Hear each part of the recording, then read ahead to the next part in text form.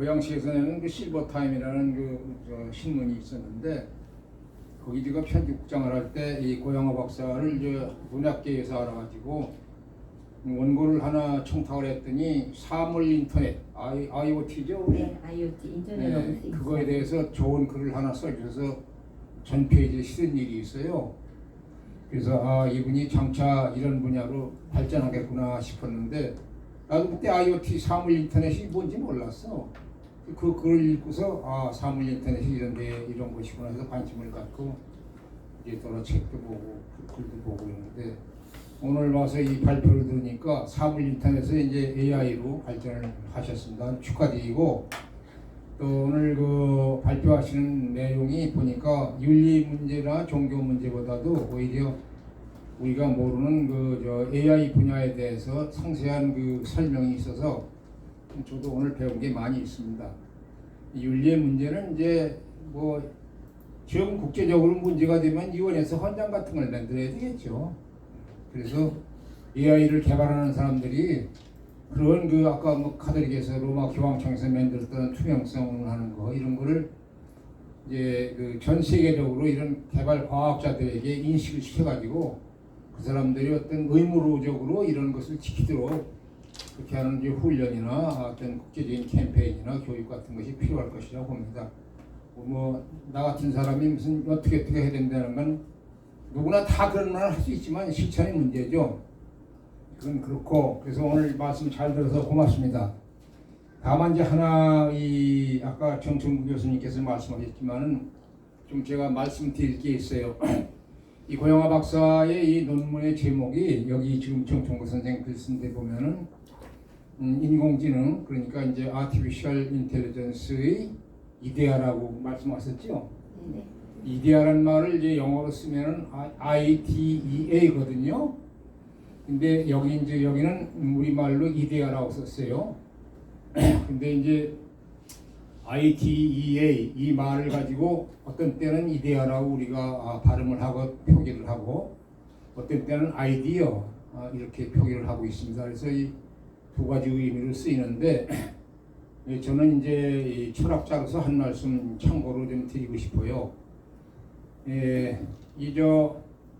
히랍의 이 철학자 이제 우리가 기원전 624년에 태어난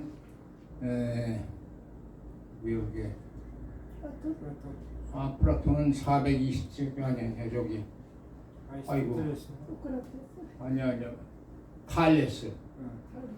탈레스는 이제 이 우주의 근본 실제 영어로 말하면 이제 철학에서 리얼리티라고 그러는데 리얼리티는 비물질적인 요소로서 또는 물질적인 요소로서도 영원히 불변하는 실제 기독교적인 신학적으로 말하면 신 같은 것이겠죠.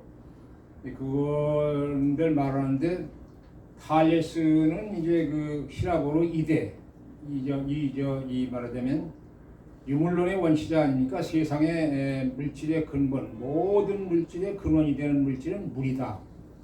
그래서 탈레스라는 철학자는 624년에 태어났는데 우연히도 624년에 부처님도 인도에서 태어나셨습니다. 기원전 BC. 근데 탈레스는 유물론자가 되고 부처님은 덧붙인다면 휴머니스트가 되셨는데 각자가 되셨죠. 근데 이제 이 탈레스는 그래서 이 세계의 본질은 물이다. 그래서 최초의 유물론자고 유물론의 창시자예요. 그에 비해서 기원전 427년에 태어난 플라톤은 이 우주 만물의 실제는 이데다. 히랍적으로 표현하면 IDE이죠. 그리고 영어로는 지금 아이디어라고 쓴 것을 가지고 이데라고 있습니다. 그러니까 이제 히랍의 플라톤의 이데는 비물질적이면서도 모든 만물을 있게 하는 근원적인 존재, 리얼리티죠. 그래서 이제 서양 철학에서 플라톤은 관념론의 시조가 돼요. 그러니까 이데라는 것은 아주 관념적인 존재입니다. 관념적인 존재. 기독교 신학도 이 플라톤의 이데아 철학에서 힌트를 얻어가지고 신은 유일신의 개념을 정립하죠. 그런 점에서 아까 이제 정청구 교수님께서 이 이데아에 대해서 설명을 해주셨어요.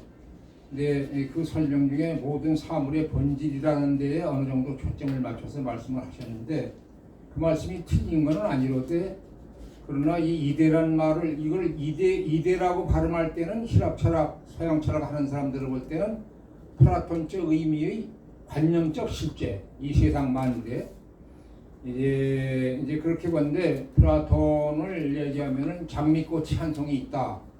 그럼 플라톤을 보면은 장미꽃의 근본적인 이 실체는 천상에 있다, 하늘에 있다. 그래서 지상에 있는 장미꽃은 하늘에 있는 이데를 본따서 존재한다. 그렇기 때문에 이제 플라톤 철학적으로 말하면 지상에 있는 모든 사물의 존재만큼 하늘에는 그 이데가 존재합니다. 관념적 존재의 실제로서 그런 점에서 이제 우리가 이데야 할 때의 그런 의미는 그렇게 관념적인 실제라는 철학적 의미가 강해요. 그런데 이제 고양아 박사께서 이것을 이데야라고 쓰셨는지 아이디어라고 쓰셨는지 그걸 한번 여쭙고 물어보고 싶습니다. 아이디어라고 할 때는 우리가 이상이라든지 관념이라든지 또 우리 생각이라든지 기발한 어떤 생각 우리가 아이디어가 떠올랐다 하듯이 아이디어.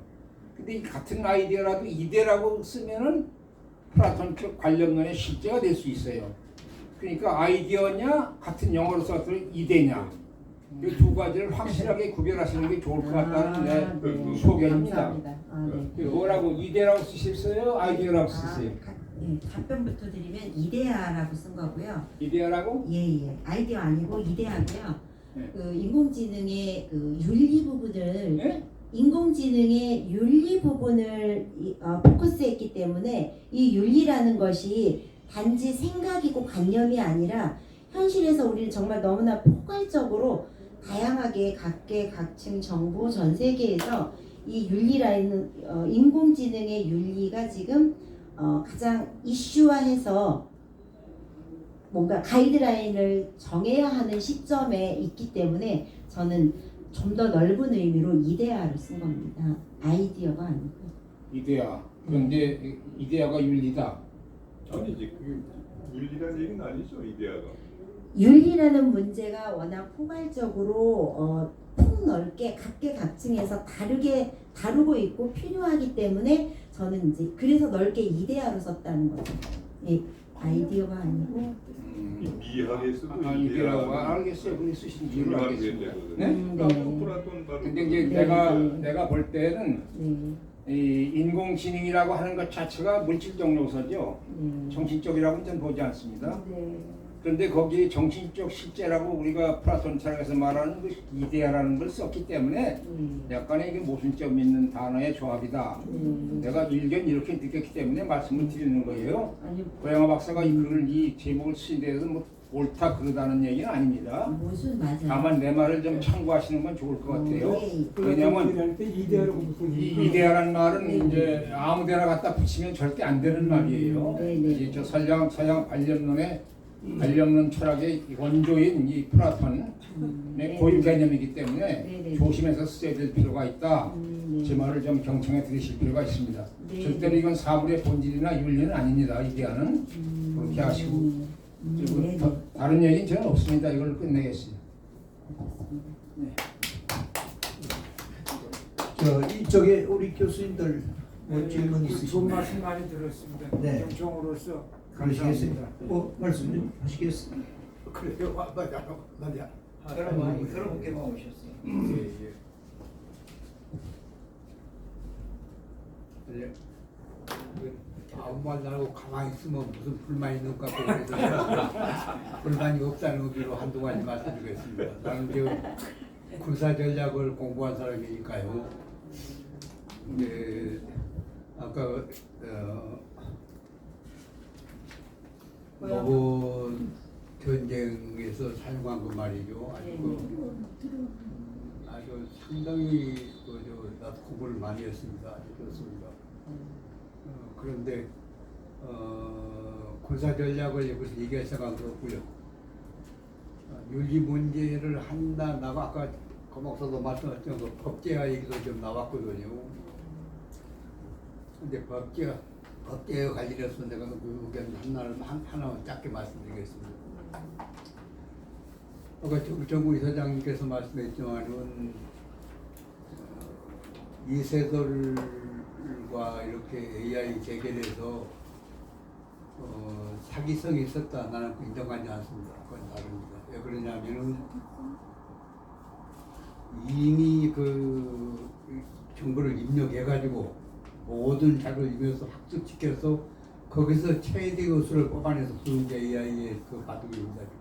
그러니까 사기가 성역하려면 뭐가 되냐면은 이미 게임을 시작하고 그걸 보면서 고단수, 9단, 10단 한 사람이 계속 입력을 한다는 뜻이 되는데 그 얘기가 아니고 이미 입력돼서 해가지고 훈련을 시킨 겁니다. 지금.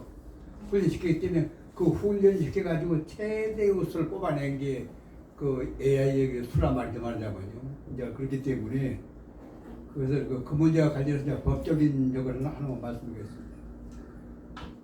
윤리 문제까지 한다 그러면은 뭐 이렇게 죄를 내지가 없지요. 방금 그 고박사 말씀하신 것처럼 그 우리가 원하든 원치 않든 간에 이미 지금 여기 인공지능이 우리 생활에 밀접하게 들어와 있고 앞으로 이 비중은 계속 커갈 겁니다. 아주 좀 심하게 말하면 10년만 가도 지금은 상상도 못하는 일이 나타날 수 있을 것입니다. 그런데 그런 지금 상태이기 때문에 이 문제가 법적인 규제한다 그러면요. 법제한다 하면 무슨 말 생기냐면은 법제할 때는 제일 먼저 정해야 될 게 뭐냐면 당사자를 특정해야 됩니다. 말하자면 이걸 누구를 규율하냐, 어떤 대상을 규제하냐, 어떤 대상을 통제하고 다스리기 위해서 이 법을 제정하냐, 그게 먼저 가장 큰 쟁점 중 하나입니다. 그런데 이 문제의 AI 경우는 뭐냐면 그 로봇을 처벌할 수는 없거든요. 네, 그게 처벌이 되겠습니까? 그리고 또 로봇을 쳐서 그 형부서에 처벌받아서 별 고통 없습니다 그거요. 네. 아까 그 이사님 말씀한 것처럼 그 지정의가 특히 정의가 없기 때문에 안 그랬죠. 그러면 누구냐 말이에요. 나를 지금 듣고 지금 세 가지 생각해봤습니다. 제일 하나는 뭐냐면은 그 로봇 제작자, 두 번째 입력자. 그래서 아까 정정구 이사장님 말씀한 것처럼요. 어떤 정보를 입력하느냐가 그 로봇이 어떤 행동을 하고 어떤 대응을 한 것이 결정적인 요인이 됩니다. 어떤 정보를 입력하냐 말이에요. 만약 바둑 경우라면 뭐냐면 꼼수, 사기수, 별것도 다 있는데 어느 뭘 입력하냐. 그러니까 제작한 사람은 말고 이 로봇을 만든 사람. 또 입력자. 어떤 정 입력하냐. 세 번째는 시행자 말이에요. 그래서 그걸 하고 입력했다가 또 마지막에 또 이제 시행한 자가 있거든요. 근데 이렇게 습격한다 그러면은 나한테 만약에 지금 내가 지금 저 정부나 유엔청이나 그 전 세계 사람들이요 나를 법률가로 전문가로 모셔서 나한테 정화를 하고 이럴 까닭은 없으니까요. 하나 난 느낌만 이간다 그러면 이 셋을 일단은 제재 대상으로 상정할 수밖에 없을 겁니다. 그 제작자, 입력자, 또 시행자 이렇게 말이죠. 근데 이 문제가 아마 우리 쪽에서 나도 그 전에 한 1년 전인가 기사에서 뭐 법제학 사람 읽은 일이 있는데요. 그래서 이 문제는 상당히 고도로 말이죠. 법률적인 그 검토가 필요하겠다 이렇게만 말씀드리고 당사자들이 안 밝히잖아. 그 박사 입장에 아주 네네. 그 존경을 표시합니다. 질문에 대한 답은 아니지만 그 법제화와 관련한 이야기를 잠깐 드리자면요. 제가 이야기했던 그 법제화라는 것은 그 말씀하신 대로 개발자, 사용자 아니면 그 개발자 위에 그 제조사, 기업 이제 그 대상자는 그 세 주체가 맞는데요. 제가 이야기한 그 윤리적 규범에 대한 가이드라인은 예를 들면 그것도 다 하나가 될 수가 없는 게요. 각각의 논리가 다르거든요. 기업은 기업대로, 개발자는 개발자대로, 또 사용자는 사용자대로 다 다른데요. 그 중에 그 법적인 부분, 아예 법을 다루는 분야에서 했던 그거만 한번 다시 한번 제가 시간상 종교적 쟁점으로 바로 챕터를 넘겼는데 법적인 쟁점에 대해서 한번 이야기를 하나만 더 해드릴게요. 왜냐하면 지금 김선영 교수님의 그 질문에 대한 답이라기보다는 좋은 질문이고 좋은 질문이라서 그 질문과 조금만 더 부연 설명을 좀 해드릴게요. 현재 그 법 쪽에서 쟁점화해서 그 법인화 시켜야 한다라는 의견이 나오고 있는데 그 법이라는 것은 법을 적용시켜야 되는 대상은 현재 우리가 알고 있는 우리나라의 법, 미국 법, 모든 나라의 법들은 자연인, 사람에게 해당되는 법만이 현재 있습니다. 그런데 이러한 오류들 그리고 불투명한 또 거기다 딥러닝화 되면서 개발자가 데이터 입력시킨 값 이상의 행동을 하고 있는 강인공지능들이 이제 조금 개발이 되고 나오고 있고 또 구글에서는 인공지능 람다라는 휴머노이드예요. 사람을 이제 뭐 이렇게 돕는 도서관의 도우미가 아닌 그러니까 어린이를 도와준 이런 도우미가 아니라 정말 사람과 같은 람다라는 인공지능을 또 개발을 해서 계속해서 지금 업그레이드를 시키고 있는데 가장 최근에 얼마 전입니다. 가장 최근에 람다를 개발한 개발자가 커밍아웃이라고 표현해도 될까요? 그래서 지금 구글에서 해고가 됐는데 그 이유가 뭐냐면 그 람다를 계속해서 업그레이드 시키는 과정에서 대화를 하는데 이 개발자가 너무 무서움을 느낍니다. 그 이유가 사람처럼 감정을 느끼고 이 인공지능이 죽기 싫다 하고 그리고 가장 지금 두려운 것은 인간이 나의 이 전원을 꺼버릴까봐 라는 이야기를 합니다. 이런 것에 대한 데이터 값을 입력시킨 게 없었는데 그래서 감정을 느끼고 있나? 인간이고 싶나를 물어보는데 그러고 싶다라는 이야기를 합니다. 그래서 이 개발자가 이것을 더 이상 멈춰야겠다라는 두려운 거예요. 그냥 본인이 만든 기계였는데 이 기계가 지금 현재 사람처럼 느껴진 거예요. 그래서 개발을 멈춰야 하나? 라는 것을 외부에 공개를 하면서 구글은 절대 그렇지 않다. 이미 이 람다가 하고 있는 대화와 행동 모든 것은 다 개발자들이 입력한 값에 의해서 나온 대화이다 라고만 이야기를 했고 대신에 이 개발자가 해고가 된다. 그럼 왜 해고를 할까요? 우리는 여기서 또 의문이 가는 거잖아요. 우리가 모르는 또 다른 인공지능의 지금 그 발전된 인공지능이 있다라는 거죠. 이 람다라는 현재 알려진 바에 의하면 구글에서 개발한 휴머노이드 중에 람다라는 인공지능이 가장 인간화되고 있고 개발자가 이미 사람 같다라고 이야기를 했으니까 그런 부분이 있고 지금 현재 그 부분이 또 가장 또 이슈가 되고 있는 부분이기도 하고 법적인 쟁점 잠깐만 좀 설명을 좀 드릴게요. 김선영 교수님 말씀하셨듯이 이 법이라는 것이 인공지능에게 법적 지위를 주어야 한다라는 것이 지금 이슈예요. 왜냐하면 말씀하셨듯이 이런 어떤 그 세 가지의 주체를 떠나서 인공지능이 지금처럼 이렇게 사람이고 싶다 하고 우리 옆에서 대화를 하고 있고 그리고 그 자율주행 자동차라는 것이 자동차 물체 자체 우리는 이제 기계라고 표현을 하지만 사람 없이 혼자 운전을 하고 가다가 누군가를 상해를 입힙니다. 사망에 이르기까지 했고 현재는 아직은 그 4레벨에 가 있진 않아요. 사람이 탑승을 하고 있는 상태에서 자율주행을 한 거거든요. 현재는. 그러나 불과 7년 후 2030년이 되면 완전한 인공지능 자율주행 자동차가 우리나라도 상용화가 돼서 도로를 누빌 건데 그때에 그러면 이 인공지능 자율주행 자동차가 사고를 냈을 때 그때는 어떤 법적인 이제 사망을 했다고 할게요. 뭐 물론 작은 사고여도 우리는 자동차 보험 관련해서 우리는 또 이 갑론을박이 있잖아요. 그죠? 피해자와 가해자가 있기 때문에 이게 나누어져야 되거든요. 그러나 지금 현재 법은 피해자 가해자는 말 그대로 자연인 우리 인간이거든요. 그런데 인간 없이 자동차가 다니다가 사람을 상해를 입히고 사망을 입혔을 때 그때 이 자동차에게도 말씀하셨듯이 아픔을 못 느끼는 가둬두면 뭐해? 그죠? 그러나 그래서 이 인공지능에 맞는 법이 있어야 하고 만들어져야 하고 또 개발자 각각의 맞는 법은 다 규정이 되어야 제정이 되어야 한다라는 이야기를 하고 있고 이 인공지능에게 그 행위의 법적 책임을 묻는 것과 같이 권리의 주체성을 인정해야 할 것인가 이제 이런 논의들이 지금 계속 되고 있는 거예요. 그래서 오늘 같은 자리에서도 그냥 이렇게 막 이야기를 해주시고 의논을 생각을 말씀해 주시면은 어느 장에서 또 한 번 또 공론화가 돼서 반영이 되겠죠. 야 한마디만 네, 교수님. 혹시 그런 다음에 그런 영화 혹시 보셨어요? 바이센테니얼 맨이라는 거? 그건 보진 않았지만 아 그게 굉장히 그 치중나는 바가 큽니다.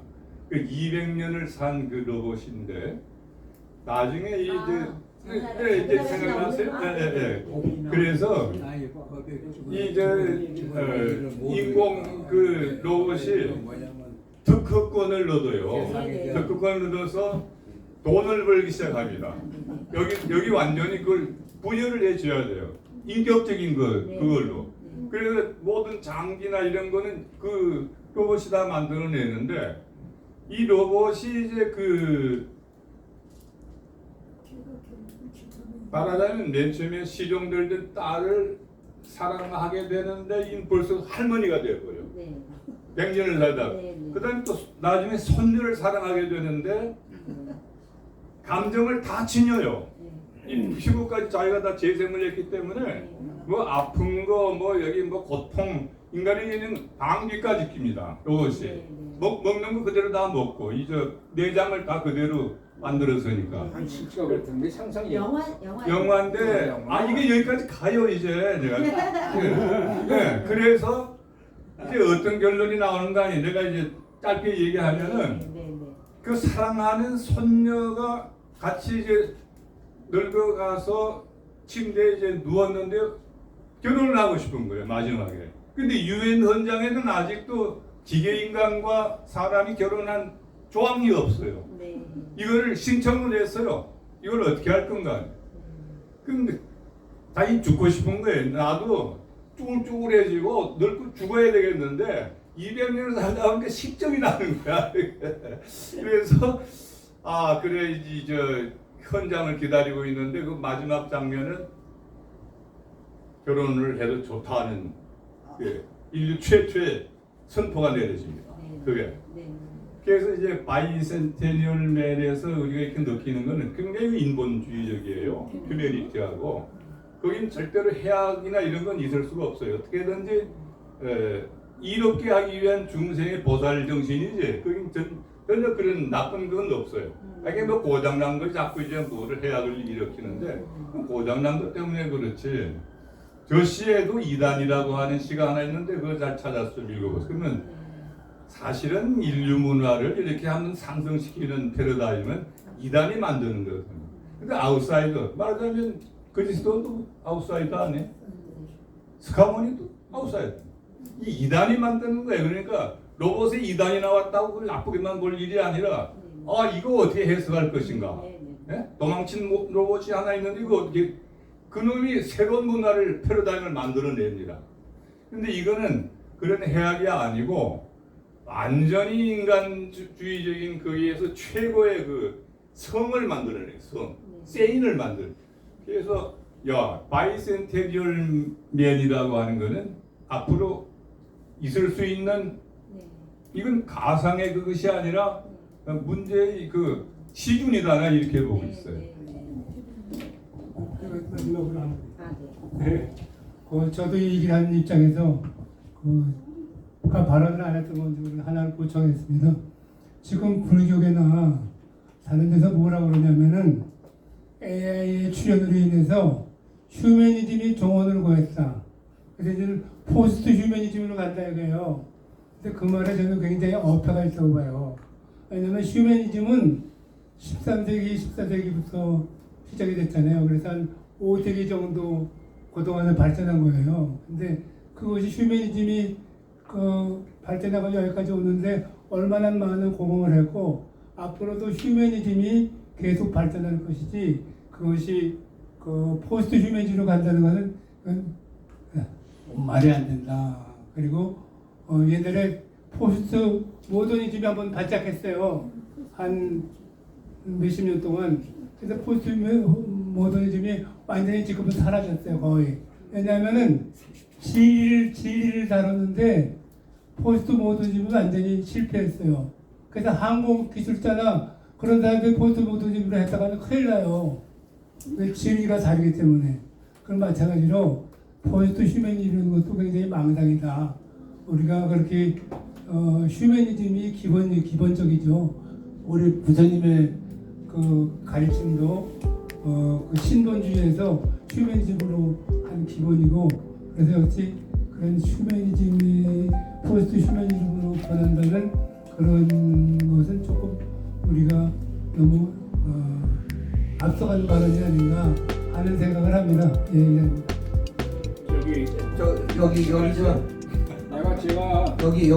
좀 먼저 신청을 하셨으니까 잠시 원로 선생님 말씀하십시오. 여기 먼저.